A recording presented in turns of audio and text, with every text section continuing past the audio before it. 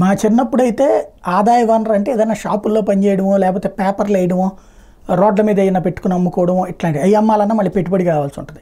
అప్పుడు అవకాశాలు ఉండేవి కాదు. పెట్రోల్ బంకులో పోయాలని ఇప్పటికి మళ్ళీ అవకాశాలు దొరికేది. ఇప్పుడైతే ఎక్కడ పడితే అక్కడ అవకాశాలు. కానీ యూత్ అది కాకుండా మేము కూర్చునే ఉద్యోగాలు చేయాలనుకోవడం వల్ల ఎదురవుతున్నటువంటి సమస్య. వాస్తవంగా ఇవాళ రోజున భారతదేశంలో 15,000 నుంచి 18,000 రూపాయల డెలివరీ బాయ్స్ ఉద్యోగాలు బోలెడు. అలాగే గోడౌన్లు చూసుకోవడానికి 15,000 నుంచి 18,000 బోల్డ్ అవుట్సోర్సింగ్ ఉద్యోగాలు వస్తున్నాయి.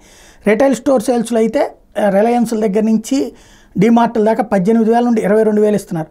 బిఎఫ్ఎస్ఐ సేల్స్లో 22,000 నుంచి 24,000 ఇస్తున్నారు. అసెంబ్లింగ్ లైన్ వర్కర్లు 16,000 నుంచి 19,000 రూపాయలు ఇస్తున్నారు.